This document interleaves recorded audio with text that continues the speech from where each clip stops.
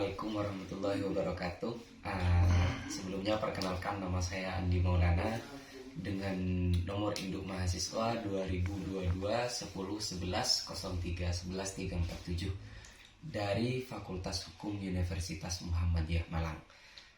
Baik, di samping saya telah mengundang seorang narasumber dari universitas yang ada di Madura. Saya jauh-jauh mengundang beliau ini supaya untuk memberikan argumentasi atau penjelasan mengenai dengan tema mengapa harus ada negara. Sebelumnya saya akan mempersilahkan kepada narasumber di samping saya ini untuk memperkenalkan terlebih dahulu. Baik, terima kasih. Perkenalkan, nama saya Syaifullah Effendi. Saya alumni Institut Agama Islam Madura. Saya jurusan Akuntansi Syariah. Lulus tahun 2020 dan saya ada beberapa organisasi dan lain-lain. Tuh, saya kembalikan kepada penanya. Baik, saya manggilnya kakak aja biar lebih akrab gitu. Jadi menurut sampean Kak, ini bagaimana? Mengapa di dunia ini mengapa harus ada negara? Begini ya. Saya kan jurusan akuntansi. Tapi ini menurut pendapat saya, sistem kenapa harus ada negara? Kenapa harus ada negara? Negara itu kan merupakan ini ya, kayak semacam persyaratan atau pondasi untuk menentukan sistem suatu pemerintahan. Pertama, sistem perekonomian, bagaimana sistem itu mengatur dan perekonomian, dan juga untuk mewadahi kita tuh sebenarnya tinggalnya di mana. Jadi untuk menentukan penduduk kita, misalkan kita berkependudukan di mana sebagai identitas. Kalau misalkan kita tidak ada negara, kita tidak tahu tinggal di mana. Otomatis kita, misalkan kita berangkat ke luar negeri atau kemanapun itu, bagaimana caranya mereka mengenalkan kita? Soalnya itu kan urutannya begini, dari suatu negara kan, misalkan negara itu kan urutannya ada. Kemudian dibentuk suatu sistem pemerintahan yang dimana nantinya dibentuk ada pemerintahannya, ada provinsinya, ada kecamatan, ada kota-kotanya. Nah, dari situ bisa kita ketahui cara mengenal orang itu. Dan juga misalkan orang itu hilang atau apa, itu kan enak kita, oh itu tinggalnya di situ. Kalau misalkan kayak dulu, misalkan sekalipun dulu aja, itu kan masih zaman kerajaan. Itu kan enak. Kalau misalkan kita tidak tahu, tidak ada negara, tidak ada atau apapun, kita repot. Kita masa bilangnya itu tinggal di dekat hutan situ, hutan sini, itu kan susah, nyarinya susah. Jadi kan salah satu persyaratan ini untuk membentuk kayak sistem pemerintahan, kayak untuk mengatur sistem ekonomi, sistem keuangan, finansial, dan semuanya gitu. Jadi dari situ bisa terbentuk visi dan misi satu sama lain gitu. Oh begitu. Terbentuknya dalam artian ini ada sebuah negara untuk mencapai suatu pemerintahan, untuk mencapai mengelola perekonomian dan sosial ya. Nah, mengenai dengan pemerintahan, apakah di negara satu dengan negara yang lain, apakah ada perbedaan dalam sistem pemerintahan atau beda dengan yang lainnya gitu? Bentar dulu. Saya kan dulu gini. Ini kan belajar PPKN juga ada, cuman pelajarannya di waktu semester 1 itu kan umum. Sistem terkait sistem pemerintahannya. Iya. Bentar saya tanyakan dulu, sistem pemerintahan tuh kayak apa? Contohnya misalkan ada jenisnya, jenis berapa, jenis apa? Sistem pemerintahan kan ini ya. Kayak ada sistem pemerintahan moneter, ada sistem pemerintahan apa namanya? Itu lupa. Demokrasi. Ya. Nah, harus apa pertanyaannya coba? Mohon dilanjut. Berarti setiap negara ini yang ada di dunia, apakah berbeda sistem pemerintahannya?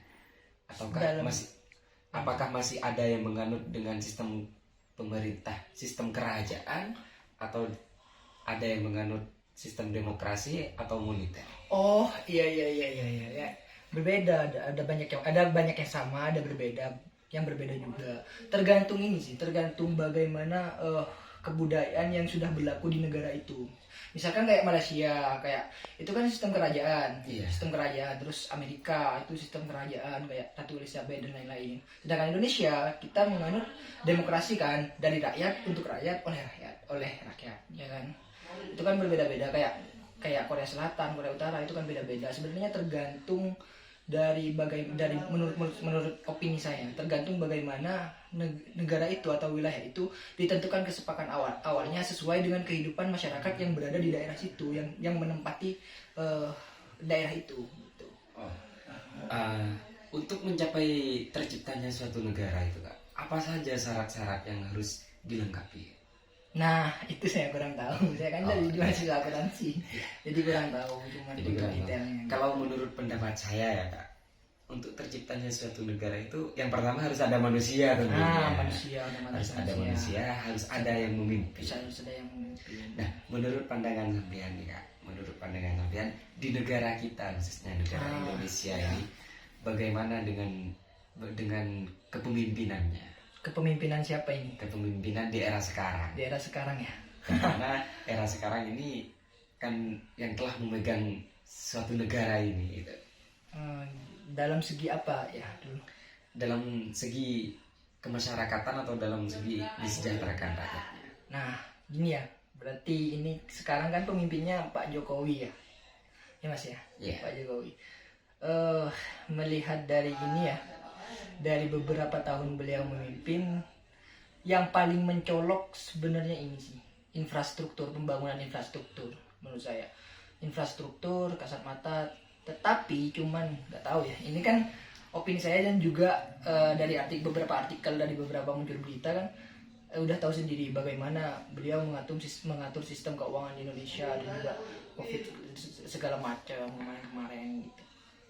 Udah tahu sendiri banyak yang maksudnya demo yang gini. Nah itu saya kurang berani menjawab. Tapi yang penting ada kelebihannya Pak Jokowi itu kalau untuk pemerintahnya sekarang dibandingkan Pak SBY yang tahun lalu, kelebihannya itu yang paling mencolok di infrastruktur kayak di Papua yang kemarin, di mana lagi, di Labuan Bajo kemarin kan juga ini.